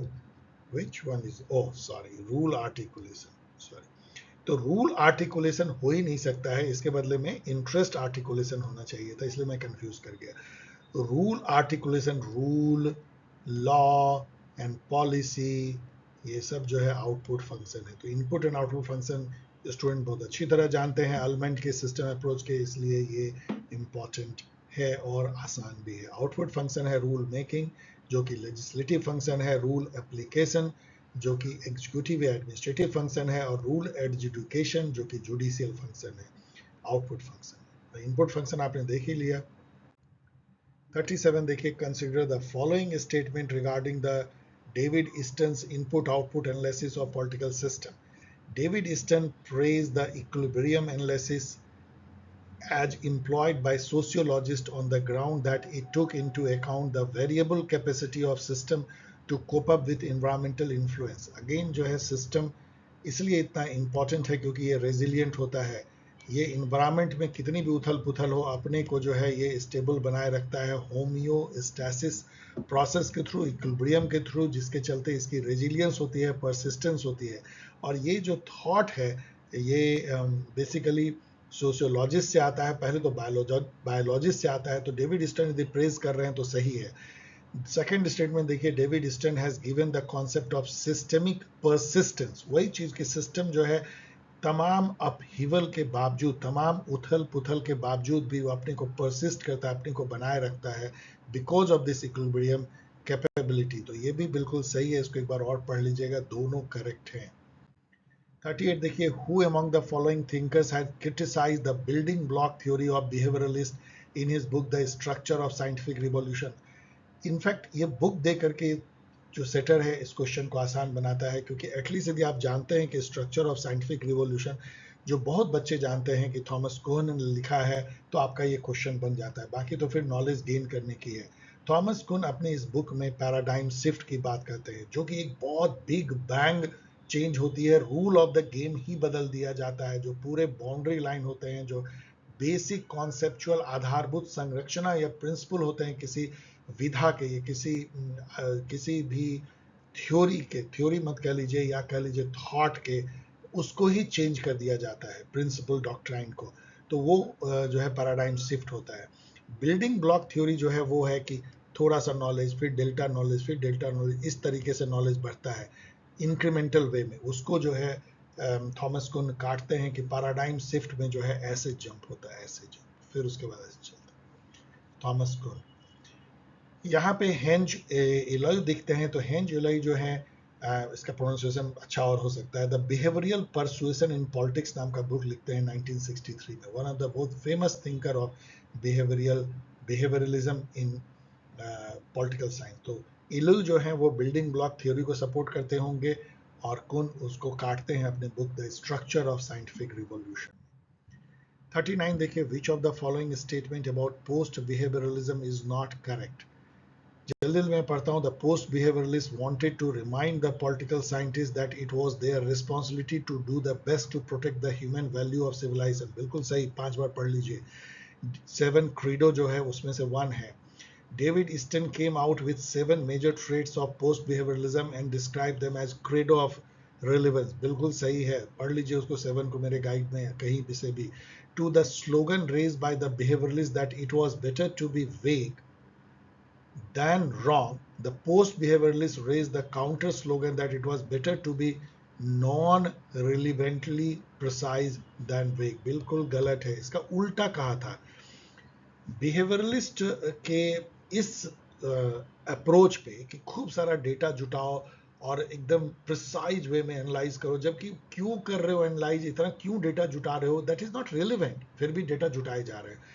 तो रिलेवेंटली प्रिसाइजली इररिलेवेंट होने से अच्छा है, पोस्ट बिहेवियरलिस्ट कहते हैं कि हम रिलेवेंटली वेग हों, मतलब हम वेग हों लेकिन रिलेवेंट हो, हम बहुत कम डेटा जुटाएं, बहुत कम प्रिसाइज हों, लेकिन हम रिलेवेंट तो हों, जो हमें करना चाहिए काम वो तो करें, जिस पे थॉट देना चाहिए वो तो दे। तो ये गलत मिल गया, तो चौथा सही है। The post behaviouralist ask the action science in place of contemplative science. पढ़ लीजिए 5 बार, लेकिन ये भी सही है, एक्शन ओरिएंटेड, ये भी पढ़ लीजिए। 40 देखिए, consider the following statement of Somit and Tanenhaus with reference to behaviouralism. छोड़ दीजिए किसने कहा है, लेकिन स्टेटमेंट 1 है, behavioral creed emphasize that data should be quantifiable in order to aid predictive capability। ये इतना जनरल स्टेटमेंट है, बिहेवियरलिज्म यही तो है, तो ये बिल्कुल सही है। 5 बार पढ़ के देखिएगा, 5 बार मैं कहता हूँ तो हंसिए मत। Values such as democracy, equality and freedom can be scientifically established and should thus be included in methodology। Just उल्टा, बिहेवियरलिस्ट ये कहते हैं कि ये सब जो वैल्यूज हैं like democracy, equality, justice, right, freedom, इन सबको साइंटिफिकली स्टैब्लिश नहीं किया जा सकता है, इसीलिए इसको जो है इंपेरिकल वे में इसकी स्टडी नहीं की जा सकती, इसलिए हम उसको अपने दायरे से ही बाहर कर देते हैं। तो ये स्टेटमेंट गलत है। तो statement 1 is correct, only statement 1 is correct. यहाँ इसको जो है पढ़ लीजिएगा कि बिहेवियरलिज्म कैसे वैल्यू न्यूट्रल है, उसके चलते कैसे जो है सेकेंड स्टेटमेंट गलत हो जाता है। 41 देखिए, which of the following statement is not correct in the context of behaviourism. अब यहाँ पे आपको मैं एक शॉर्टकट कर रहा हूँ क्योंकि बहुत ज़्यादा टाइम लगेगा नहीं तो। ये जो स्टेटमेंट है, the term political behaviour was first used by Terence Ball for his title of his book, ये गलत है। चलिए मान लीजिए मैं बता देता हूँ, ऐसे ये नहीं कि बहुत आसान है इसको जानना, यदि आप जानते हैं, क्योंकि यहाँ हम लोग नॉलेज लेने के लिए कर रहे हैं उस क्वेश्चन को सॉल्व। तो ये गलत है। इनफैक्ट इसको कहने वाले जो हैं, किसने जो है बिहेवियरलिज्म को फर्स्ट टाइम कहा है, वो आप खोज सकते हैं, लेकिन टेरेंस बॉल ने नहीं कहा है।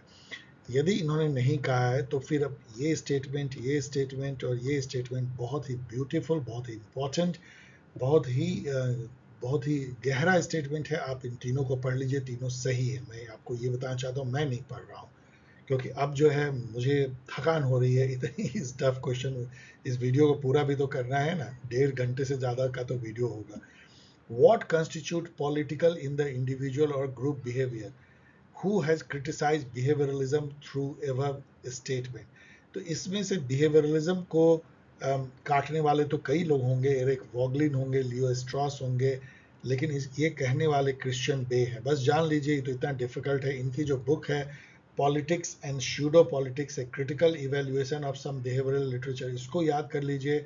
एरिक वॉगलिन जो कि पॉलिटिकल थ्योरी के रिवाइवल के एक बहुत बड़े थिंकर हैं, उनकी book the new science of politics को याद कर लीजिए 1952 की।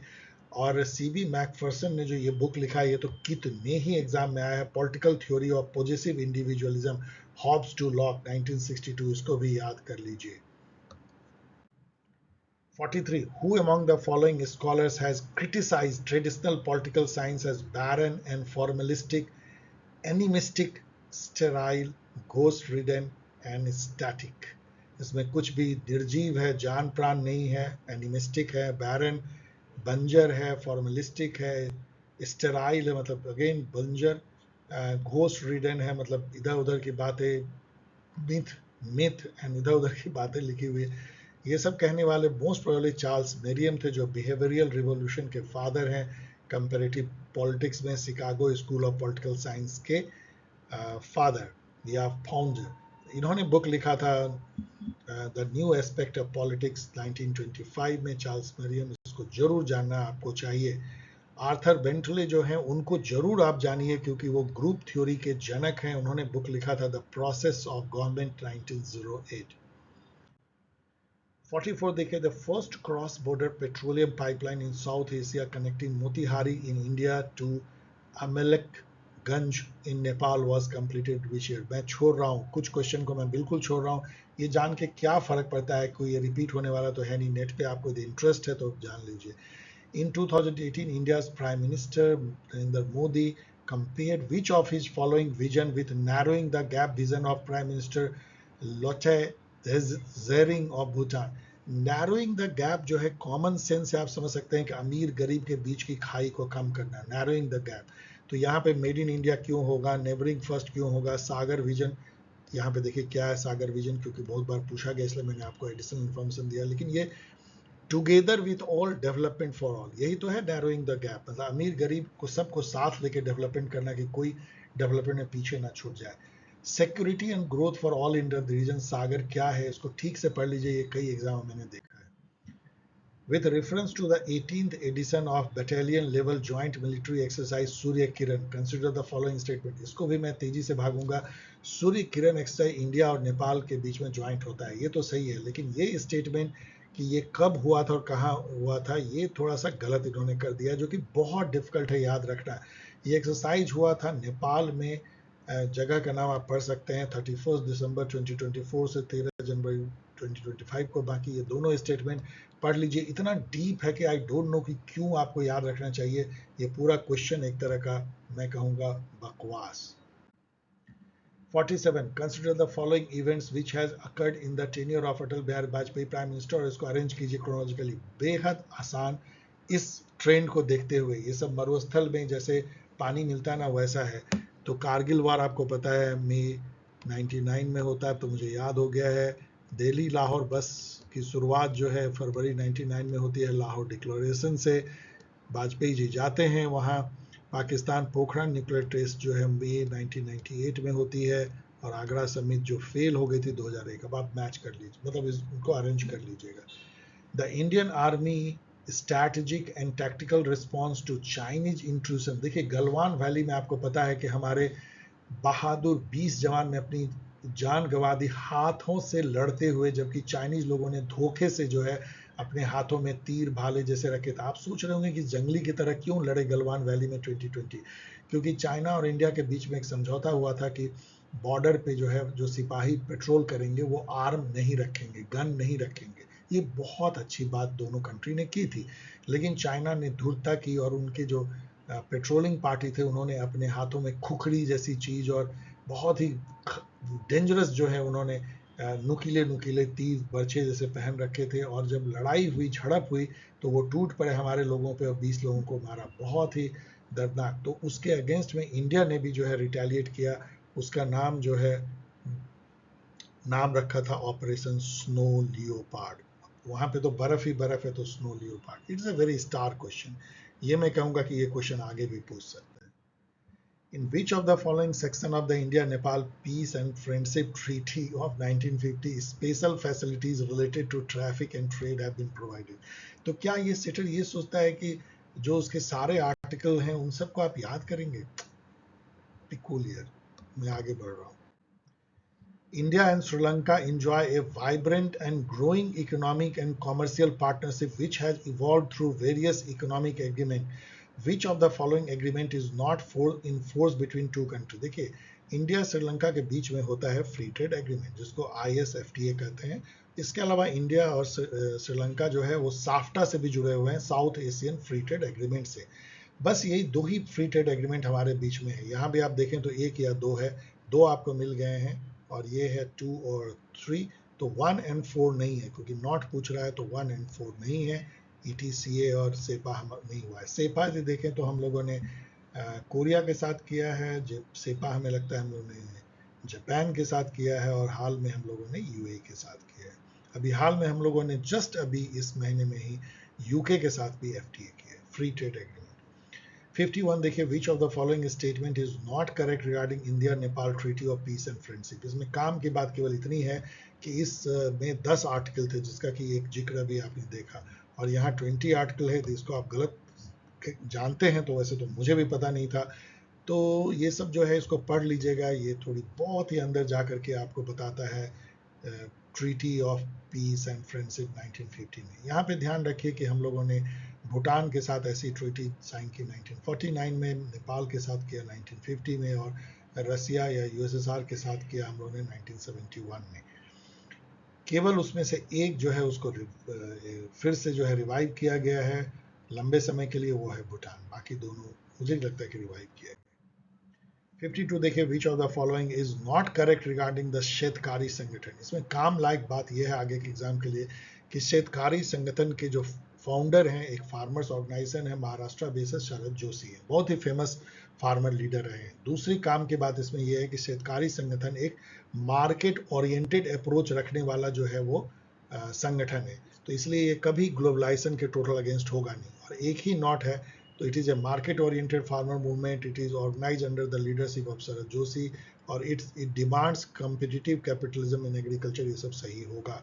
डिफिकल्ट क्वेश्चन, ये क्वेश्चन फिर खासा आसान है, क्योंकि यदि आप थोड़ा भी इन्वायरमेंट के क्वेश्चन को आपने ठीक से PYQ लगाया है या देखा है, तो साइलेंट वैली मूवमेंट केरला से जोड़ सकते हैं। वहाँ पे जो शास्त्रा साहित्य परिषद ने इस कैंपेन को लीड किया था। चिपको मूवमेंट जो सुंदरलाल बहुगुणा और चंडी प्रसाद भट्ट इन सब ने जो किया था।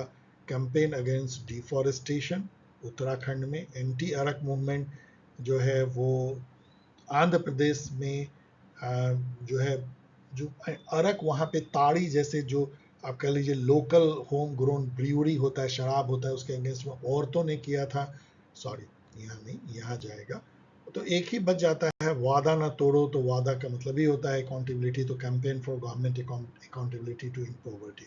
तो आप आसानी से उसको मैच कर सकते हैं। Easy question. 54 देखिए, who among the following scholars argued that caste group instead of crumbling with historical embarrassment, शर्म के बारे बिखर जाए कास्ट, ऐसा हुआ नहीं, in fact adapted.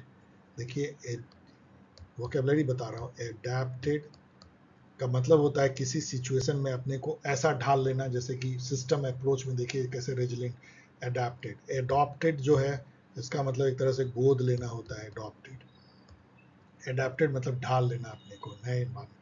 Adapted themselves surprisingly well to the demands of the parliamentary policies, and their participation in electoral politics also transformed the structural properties of caste in one fundamental respect. It created a democracy of castes in place of hierarchy. ये लंबा चौड़ा cast कैसे बदल रहा है, किसने कहा है? बहुत डिफिकल्ट।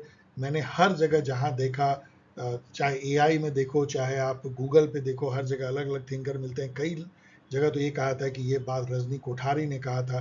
तो चलिए यहाँ पे नॉलेज क्या लेते हैं आप, इसका तो जवाब आप देख लीजिए ऑफिशियल आंसर में क्या है।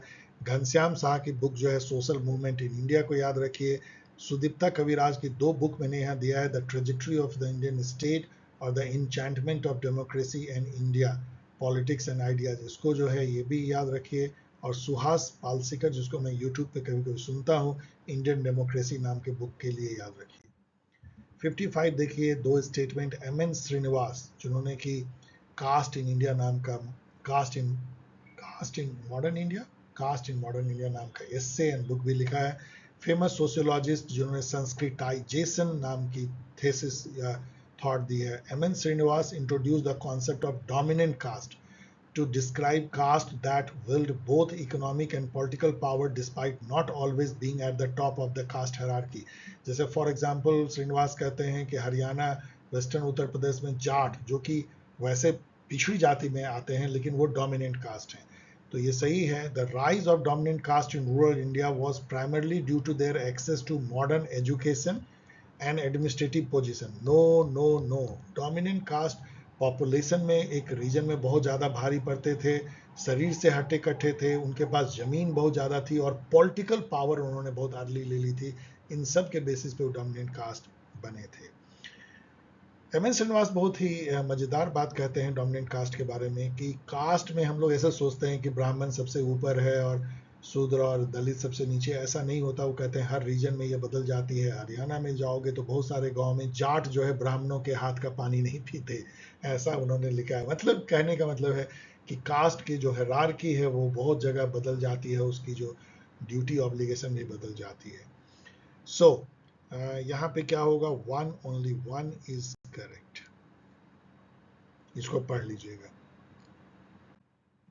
56. Who has described 3 types of caste mobilization in India? Vertical, horizontal and differential. यहाँ भी एक का नहीं है, यहाँ भी एम एन श्रीनिवास दिखते हैं, रुडोल्फ और रुडोल्फ दिखते हैं, मैरिन वेनर दिखते हैं। तो इन सबको थोड़ा बहुत जान लीजिए, इससे निकल के क्या आंसर। तो चलिए ठीक है, कुछ लोग कहते हैं पॉल ब्रास, चलिए मैं कह देता हूँ, क्वेश्चन मार्क कर देता हूँ। लेकिन रुडोल्फ और रुडोल्फ ने कास्ट पे बहुत कुछ लिखा है। उनकी जो बुक है the modernity of tradition political development in India, इसमें इन्होंने कास्ट की जो पॉलिटिक्स है और कास्ट कैसे जो है डेमोक्रेटिक वे में जो है एक तरह से पॉलिटिक्स करने में हेल्प करता है इंडिया में, इस पर लिखा है। पॉल ब्रास जो कि मैरन वेनर के शिष्य थे, उन्होंने एक बुक लिखा है caste faction and party in Indian politics. तो शायद उन्होंने ये कहा होगा the shield of Achilles war peace and course of history 2002 की जो बुक है। चलिए तो खैर नेक्स्ट क्वेश्चन का, इसको छोड़िए। एम एन श्रीनिवास का मैंने आपको बता दिया। मैरिन वेनर के बारे में एक बात और जान लीजिए कि he was the Pioneer of state politics in India. जो स्टेट जैसे यूपी की पॉलिटिक्स या बिहार की पॉलिटिक्स, उसको, और बाद में उनके शिष्य पॉल ब्रास ने भी स्टेट लेवल पॉलिटिक्स पे काफी काम किया है। रुडोल्फ एंड रुडोल्फ की जो बुक है the pursuit of Lakshmi the political economy of India, वो भी बहुत इंपॉर्टेंट बुक है, भूलिएगा मत।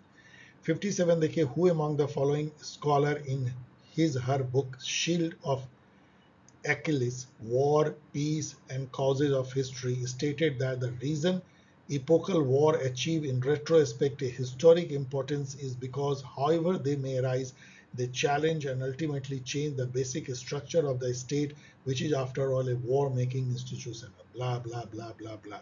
वैसे ये लाइन बहुत मजेदार है, इसको एक दो बार और पढ़ लीजिएगा. ये बुक लिखने वाले हैं फिलिप बॉबेबिट. मुझे नहीं पता था, आपको भी पता नहीं होगा, और इसको पढ़ के भूल भी जाइए. Identify the political party which are represented by one member in 18th लोक सभा. कितनी दूर तक आप बदमाशी कर सकते हैं एज ए सेटर, ये सब एग्जाम्पल है. इसमें सभी 18 लोकसभा, मतलब जो अभी लोकसभा चल रही है, इसमें सारे ये चारों को एक एक सीट केवल आए हैं, ऑल फोर. वैसे इसको एक ट्रिक से आप जो है कर सकते थे, जहां कि मैं हमेशा कहता हूं कि ऑल करेक्ट यदि है तो उसको ही चुनिए. यहाँ पे ऑल करेक्ट दिख रहा है आपको. 59 देखिए, which of the following pairs are not correctly matched. तो राम मनोहर लोहिया ने जो इक्वलिटी का प्रिंसिपल दिया था, वेरी वेरी डीप ये क्वेश्चन है.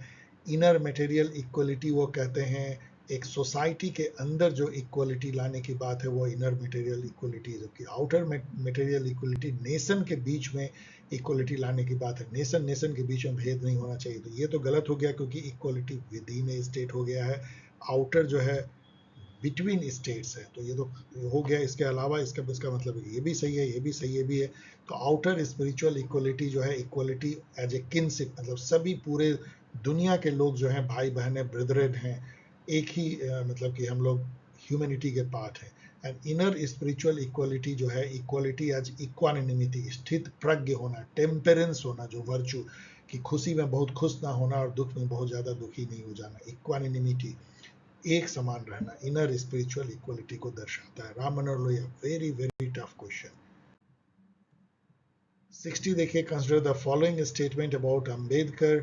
Ambedkar is fully agree with the views of Buckle that history was made by geography and physics. इस type की बात आप कॉमन सेंस से भी, यदि आपने बहुत पढ़ा है मेरी तरह अम्बेडकर को, तो आप जानेंगे कि वो इस तरह से डिटर्मिनिस्टिक नहीं थे कि ज्योग्राफी और फिजिक्स से ही हिस्ट्री बना है, ह्यूमन कॉज कुछ है ही नहीं. Ambedkar is fully agree with Marx, कभी नहीं. मार्क्स से फुल्ली एग्री तो थे ही नहीं, इकोनॉमिक डिटर्मिनिज्म से कभी नहीं थे. इसी लाइन पे आप काट सकते हैं. तो एक ही बचा, क्योंकि एक तो होगा ही. तो Ambedkar has view that impersonal forces are the determining factor in the creation of history. Impersonal forces like caste structure, जो कि इम्पर्सनल फोर्सेज हैं, उन्होंने जो है डिटरमाइन किया है हिस्ट्री, जैसे इंडिया के हिस्ट्री को. तो सी, चलिए ओनली सी इज करेक्ट. 61 देखिए, the European revolution may have won by separating intellect from soul and power from purity. बहुत ही ब्यूटीफुल लाइन है, दो तीन बार पढ़िएगा. But we can not win through European power, लेकिन हम उनसे जीत नहीं पाए. This statement of Aurobindo is related to which of his following. Most probably उनकी book the ideal of human unity. इन सब को जो है जान भी लीजिए. ऑफ लाइफ डिवाइन, कर्मयोगिन उनकी एक मैगजीन थी. तो लेकिन क्वेश्चन मार्क में कर रहा हूँ, हो सकता है कि कुछ और भी ऑफिशियल आंसर हो, लेकिन most probably the ideal of human unity. 62 देखिए, दो स्टेटमेंट है कार्ल मार्क्स की, जो बुक है क्रिटिक ऑफ गोथा प्रोग्राम 1975, उसमें वो दो बात कहते हैं. A truly good community would have no need for the concept of justice. ये उसी टाइप की बात है जैसे कि प्लेटो कहते हैं कि जो एक आइडियल सोसाइटी है या आइडियल स्टेट, उसमें जस्टिस की कोई ज़रूरत नहीं है. क्यों? क्योंकि अपने इस बुक में वो कहते हैं, फेमस नारा देते हैं, from each according to his ability and to each according to his needs. तो यदि ऐसा है तो जस्टिस की क्या बात है, कोई अन्याय हो ही नहीं सकता है. तो ये सही है. स्टेटमेंट 2 है, under circumstances of scarcity and conflict over goals there would be a need for justice as a principle for operation of society. तब आपको डिस्ट्रीब्यूटिव जस्टिस चाहिए, रेक्टिफिकेटरी जस्टिस चाहिए, दंड देना होगा जबकि समाज में कमी हो और उसके चलते जो है विवाद उत्पन्न हो. तो ये दोनों सही है. Not easy question, but in सब को देखते हुए थोड़ा. 63 देखिए, consider the following statement regarding the ideas of John Stuart Mill, J.S. Mill. In the principle of political economy, Mill argued that women received low wages because of prejudice of the society. वो तो India में अभी भी है, कई जगह है. तो आप इसको कॉमन सेंस है कि प्रिंसिपल ऑफ पॉलिटिकल इकोनॉमी, तो उन्होंने ऐसा कहा होगा. In the representative government, mill commented that difference of sex could not with the basis of political right. चूंकि रिप्रेजेंटेटिव गवर्नमेंट है तो दोनों जेंडर को पॉलिटिकल राइट मिलना चाहिए, कहा होगा इन्होंने. In the subjection of women, Mill explained how women of all classes could find and keep their job. Subjection of women जो है वुमेन के दास्ता पे था, कैसे उनको नीचे रखा गया है, वुमेन लिबरेशन पे था, फेमिनिज्म पे था। इसमें वुमेन की जॉब की बात कैसे आ सकती है, इसलिए ये सही नहीं होगा। तो केवल 3 जो है वो सही नहीं है, इसका मतलब कि 1 and 2 आर करेक्ट। 64 देखिए, consider the following statement regarding the law giver mentioned by Rousseau in his book social contract. Social contract मैंने इतना पढ़ा है, लेकिन लॉ गिवर के बारे में कभी हल्का फुल्का कहीं पे हमने देखा, लेकिन इतना डीप में जो है लॉ गिवर का कॉन्सेप्ट, बेसिकली लॉ गिवर का कॉन्सेप्ट उन्होंने ये दिया था, जो मैंने अगले स्लाइड में पूरा दे ही दिया, पढ़ लीजिएगा। जो समाज को ये बताता है कि अपने निजी स्वार्थ से ऊपर उठ के कैसे जो है आप अपने हायर विल से सोच सकते हो और जनरल विल के थ्रू जो है कानून बना सकते हो। इस टाइप का एक मास लीडर जो लोगों को एक कम्युनिटी में बदलता है, उसको उन्होंने लॉ गिवर कहा था, लेकिन वो ऑफिशियल पोजीशन नहीं है। इसके चलते यहाँ पे जो लिखा गया he has an official role, ये बिल्कुल इसको गलत साबित करता है। इसके अलावा ये दोनों बिल्कुल सही है। अब इस दोनों को स्टेटमेंट को पढ़ लीजिएगा, तभी आगे बढ़िएगा। और इसके अलावा ये जो मैंने दिया है इसको भी पढ़ लीजिए, इसमें लॉ गिवर के बारे में मैंने बहुत कुछ दिया है, तो वो भी पढ़ लीजिए, आपको बहुत ज्ञान मिलेगा। और आगे कभी आप लॉ गिवर सोशल कॉन्ट्रैक्ट में जो रूसो का जो थेसिस है उसको कभी आप मिस नहीं करेंगे। 65 देखिए, according to John Locke's writing second treatise of government on which of the following occasion can a government not be altered legitimately. आपको पता है कि उन्होंने कहा था कि गवर्नमेंट को हम हटा सकते हैं बहुत सारे सिचुएशन, यदि गवर्नमेंट कानून के अनुसार ना चले, आर्बिट्रेरली बिहेव करने लगे, अपने सोशल कॉन्ट्रैक्ट में जो उसके रोल है उसको ना माने एंड ऑल, बहुत सारे, और रक्षा ना कर पाए नेचुरल राइट की। तो यहाँ पे the person who had the supreme executive power neglected law already enacted and could not be executed. इसको चलिए अभी रख दीजिए यहाँ। When the Prince interferes in the religious matter of the people and discriminate against them on the basis of religion. यदि religion के basis पे यदि राजा भेदभाव करने लगे तो बिल्कुल ऐसे गवर्नमेंट को भगा दीजिए। तो ये बिल्कुल कारण हो सकता है। व्हेन द प्रिंस हिंडर्स, या राजा जो है वो रोकता है लेजिस्लेचर को कानून बनाने से, तो वैसे तो राजा को हटा देना पड़ेगा, क्योंकि कानून तो बनाना हमारा लेजिस्लेचर का सुप्रीम पावर है। The delivery of the people into the subjection of foreign power, यदि आपको ही फॉरेन सत्ता को सौंप दे, अपना राज्य ही हार जाए, तो उसको भी बदल देना चाहिए। तो केवल यही बचता है जहां पे कि आप कह सकते हैं कि शायद हमको रिवोल्ट नहीं करना चाहिए और गवर्नमेंट को पलटना नहीं चाहिए। The person who had the supreme executive power, मतलब कि जो गवर्नमेंट है, यदि जो लेजिस्लेचर ने लॉ बनाया था उसको इम्प्लीमेंट ना कर पाए, तो वो इतना बड़ा सजा उसको शायद नहीं दिया जाएगा, शायद, कठिन, नहीं तो सभी इसमें जो है गलत हो जाएंगे। Consider the following statement about Hobbs.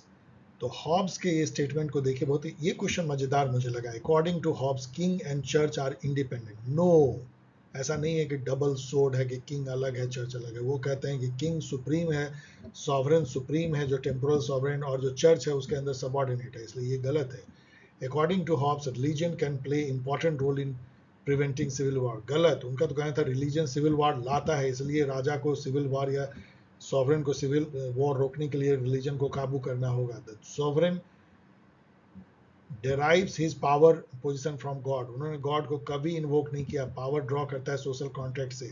इसका मतलब केवल एक सही है। The priest and bishop derive their power from sovereign। Yes, वो सबऑर्डिनेट हैं टेम्पोरल सॉवरेन के, उसके अंडर है। तो एक ही इसमें से कोई स्टेटमेंट ऐसा नहीं है, इसलिए ओनली डी करेक्ट ही सही होगा। So Hobbes argued for the subordination of the church to the sovereign king. इसको याद रखिएगा तो बहुत सारे क्वेश्चन बन जाएंगे। 67 देखिए, consider the following statement regarding the Machiavelli's view on law। Machiavelli does not accept the concept of natural law। ये बिल्कुल सही है डियर स्टूडेंट, क्योंकि नेचुरल लॉ का मतलब होता है सुप्रीम मोरल लॉ या universal moral precept, universal moral principle, और उसको पता है कि वो नहीं मानते। उनके लिए, राजा के लिए केवल एक लॉ सही है कि अपने राज्य को बचाना है, चाहे हुक बाय क्रूक, किसी भी तरीके से।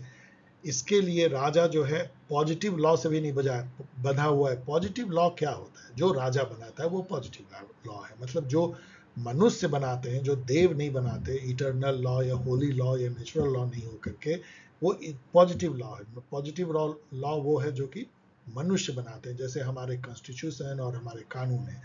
राजा को वो कहते हैं कि इन पॉजिटिव लॉ से बंधा हुआ नहीं है, कानून वो खुद बनाता है लेकिन उससे वो ऊपर है। यदि राज्य को बचाने के लिए उसको उस कानून को तोड़ना पड़े तो वो भी तोड़ेगा। So Machiavelli wants to keep the ruler under the positive law, no. So Machiavelli neither accept the concept of natural law nor wants to keep the ruler under the positive law. तो both incorrect हैं। 68 देखिए, with the reference to Kautilya's अर्थशास्त्र, consider कीजिए इन statement को। In अर्थशास्त्र there is a mention of an official named Nagarik who was responsible for the management of the नगर। ये तो लगता ही है कि ये सही है। सेकेंड स्टेटमेंट को क्या आप जान भी सकते हैं कि सही गलत? द ड्यूटीज ऑफ द नागरिक have been described in the 36th chapter of the 4th अधिकरण संघ वित्ता ऑफ अर्थशास्त्र। मैं बोलूंगा इसको सोचिए भी मत कि ये सही है गलत है, और भूल जाइए इस क्वेश्चन को यहीं पे। 69 according to Aristotle which of the following is not a specific cause of revolution in an aristocracy। ये क्वेश्चन बहुत ही गुर है। एरिस्टोक्रेसी डियर स्टूडेंट, ये चौथा स्टेटमेंट पढ़िए। व्हेन ए डेमोगॉग, डेमोगॉग को जो खतरा है वो डेमोक्रेसी में होती है। डेमोगॉग किसको बोलते हैं? जो जनता को, भोले भाले जनता को इमोशनल बात करके भड़काता है, अपने काबू में करता है। वो होता है बहुत झूठा आदमी, लेकिन वो जनता को ऐसे बात करता है कि जनता उसके चंगुल में आ जाती है और वो पावर को डेमोक्रेटिक वे में ले लेता है। तो इससे डेमोक्रेसी को जो है वो हार्म होता है, ना कि एरिस्टोक्रेसी की। तो इसलिए ये नहीं होगा। When an operation of masses and डिसेंशन with in the ruling elite के अगेंस्ट में यदि मास खड़ा हो जाए तो ये ओलिगार्ची को जो है खतरा होता है, ना कि एरिस्टोक्रेसी। लेकिन इन दोनों में जरा देखिए, व्हेन ए ग्रेट मैन, जो एरिस्टोक्रेट है, are dishonoured by those in office, तो फिर एरिस्टोक्रेसी रिवोल्ट कर सकती है। When high spirited individual are excluded from honour, तो उसमें भी जो, क्योंकि हाई स्पिरिटेड इंडिविजुअल भी एरिस्टोक्रेट होते हैं। तो ये दो कारण हो सकते हैं, 2 और 3। तो यहाँ है नॉट है, तो 1 और 4 जो है नॉट है। Very very deep question. 71 देखिए, जेरेमी बेंथम का। Clearly Bentham had reduced ethics to mathematics. बिल्कुल, क्योंकि उन्होंने तो फेलिसिफिक कैलकुलेटर निकाला था। उन्होंने खुशी को मेजर करने के लिए कैलकुलेटर निकाला। Indeed the he called his method the falsific calculus. Of course, it is important to recognize that Bentham's calculus works only so long as two assumptions held. Very very important, 5 बार पढ़िएगा। First, that the ethical is identical to the pleasurable. Moral is what gives you happiness. And second, that pleasurable can be defined in strictly quantitative term, कि 5 unit का pleasure मिला हमको एक काम करके। मान लीजिए हमें शराब पी करके 5 यूनिट का खुशी मिला, और हमें जो है पढ़ा करके 5 यूनिट का मिला, और दोनों प्लेजर एकदम बराबर कंपेरेबल हो तराजू में, 5 यूनिट 5 यूनिट, आपको इंट्यूटिवली लगा कि बराबर नहीं है जो मिल ने कहा, तो तभी हम जो है ऐसा कैलकुलस बना सकते हैं। यही बात ये कहता है, बिल्कुल सही। तो दोनों ही सही है। 70 देखिए, consider the following statement with reference to works of Plato. ये इतना टफ क्वेश्चन है। Menexenus was a critic of the Periclean golden age। चलिए कुछ इसमें से नॉलेज ग्रहण करते हैं। पेरिक्लियन जो है वो उस समय का रूलर था जबकि एथेंस में डेमोक्रेसी आया था, कितने 400 समथिंग बीसी में, जब उसको एथेंस का गोल्डन एज कहते हैं। मतलब वो उस समय में स्पार्टा और एथेंस जो है वो सर चढ़ के बोल रहा था। प्लेटो, एरिस्टोटल एंड सोक्रेटिस का जमाना था, मतलब एंशिएंट क्लासिक ग्रीक। तो सही है, उसको इस बुक में वो लिखते हैं। मेनो नाम के बुक में continued with the idea of teaching virtue as stated in प्रोटैगोरस।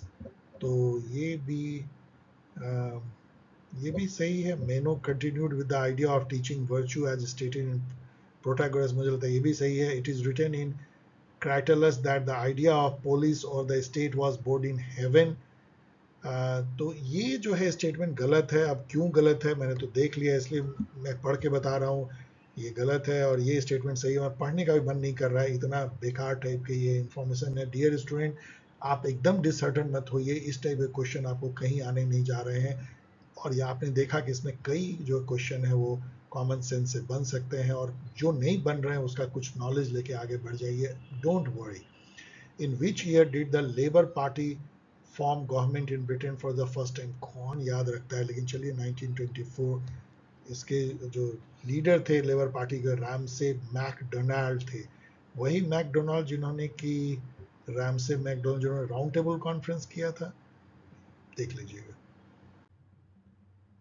72. Consider the following statement regarding the Presser Group in United States America. इतना डीप में हम क्यों जाने कि colonel William C Church and general George Wingate form the National Rifle Association, क्यों जाने, लेकिन ये सही है। In 1954, the American Civil Liberties Union joined forces with the National Rifle Association to challenge racial segregation in public school. क्यों? Common sense से civil liberty की संस्था क्यों गन राइट वाले से हाथ मिला लेगी? तो ये बिल्कुल गलत है। The American Civil Liberties Union was involved in 1973 the Supreme Court victories in Roe versus Wade and Doe versus Bolton. अब यहाँ पे डियर स्टूडेंट छोड़िए, ये तो चलिए सही है, लेकिन जो नॉलेज लेना चाहिए अगले एग्जाम के लिए आपको, वो है कि brown versus board of education एक बहुत फेमस केस था 1954 में, जिसमें कि चैलेंज किया गया था रेशियल सेग्रीगेशन को पब्लिक स्कूल में, जहां व्हाइट और ब्लैक बच्चों को अलग अलग बिठाया जाता था। वो केस इसलिए फेमस है। इसके अलावा रो वर्सेस वेड केस और डॉब वर्सेस बोल्टन केस इतना फेमस है, खासकर रो वर्सेस वेड, जिसने कि अमेरिका में औरतों को एबॉर्शन का राइट दिया। अभी हाल में जो है इसको पलट दिया वहां के सुप्रीम कोर्ट ने, कंजर्वेटिव सुप्रीम कोर्ट ने, जिसपे काफी विवाद हुआ। इन दो चीजों को जान लीजिए, दैट्स ऑल। फॉर्चुनेटली मुझे बड़ी खुशी है कि ये लास्ट स्लाइड है और 1.5 घंटे में एटलीस्ट ये वीडियो पूरा हो रहा है। My God. Consider the following statement regarding the democratic party of United states of America. मैं इसको पढ़ने भी नहीं जा रहा हूं क्योंकि ये इतना डीपर है, हमें जानने की कोई जरूरत नहीं है, लेकिन हाँ ये जानने की जरूरत है। यदि हम देखें रेडिकल थ्योरी, तो हम मिलाएंगे इसको रूसो से, जिन्होंने कि जनरल विल और पॉपुलर सॉवरेनिटी, इन सब का जो कॉन्सेप्ट दिया अपने टाइम में बहुत रेडिकल था वो। तो लिबरल थ्योरी जो है आप थॉमस जेफरसन से मिला सकते हैं, जो कि बहुत ही लिबरल डेमोक्रेसी के पक्षधर थे, लिबरल थ्योरी। और मैडिसन एक कंजर्वेटिव लीडर थे, जिन्होंने फेडरलिस्ट पेपर भी लिखा था अमेरिका में, ये कई जगह पूछा गया है, तो इससे मिला लीजिए। जैसे ही आप मिलाएंगे तो चौथा आपको रिएक्शनरी थ्योरी जो आप मिलाना ही पड़ेगा हैमिल्टन से, दैट्स ऑल।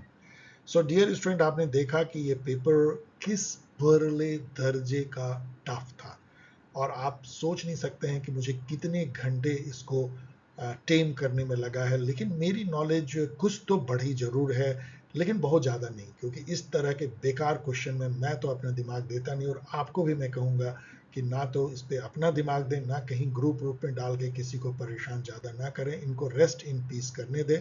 मैंने जिस तरीके से आपको बहुत सारे नॉलेज दिए हैं, उन नॉलेज को लेके आप आगे बढ़ जाएं। So dear student, thanks for watching this long video. और यदि आप इंतजार कर रहे हैं, मुझे पता है इतने मेल मिल रहे हैं, इसलिए मैंने सोचा कि यहाँ डिक्लेयर कर दूं। यदि आप यहाँ तक पहुँच गए हैं तो आप इसको देख सकते हैं कि फाउंडेशन सीयूईटी पीजी का जो बैच है वो ज़्यादा चांस है कि अगस्त सितंबर में स्टार्ट होगा। आप अभी जो है पास्ट ईयर पेपर और लास्ट 5 ईयर बुक और सीयूईटी पीजी गाइड देखें। आप नए एडिशन के लिए वेट मत करें, क्योंकि वो बिल्कुल अप टू डेट है, अमेजन पे है, और उसको तब तक तैयारी करें। फाउंडेशन बैच के लिए इंतजार करें, 1-2 महीने के बाद ही लॉन्च होगा। यूजीसी नेट दिसंबर 2025 साइकिल के लिए आप वेट कर रहे हैं ऑनलाइन टेस्ट सीरीज, तो ये भी अगस्त सितंबर में लॉन्च होने की पूरी संभावना है। यदि आप मुझसे बातें करना चाहते हैं, सवाल पूछना चाहते हैं, तो ये सारे मेथड है। मुझे बहुत आश्चर्य होता है कि अभी भी स्टूडेंट पूछते हैं सर आपसे मैं कैसे कांटेक्ट कर सकता हूं। This is the way you can contact. आप यहां देख सकते हैं, वेबसाइट है, ईमेल है, टेलीग्राम चैनल है, ट्विटर है जिसको आप एक्स कहते हैं। तो यहाँ पे आप जा करके आप आसानी से, और सब में चूंकि @PaulScience है तो आपको याद रखने की भी जरूरत नहीं है, POLSC हेल्प। चलिए मिलते हैं किसी एक और वीडियो के साथ, तब तक के लिए टेक केयर, बी हैप्पी।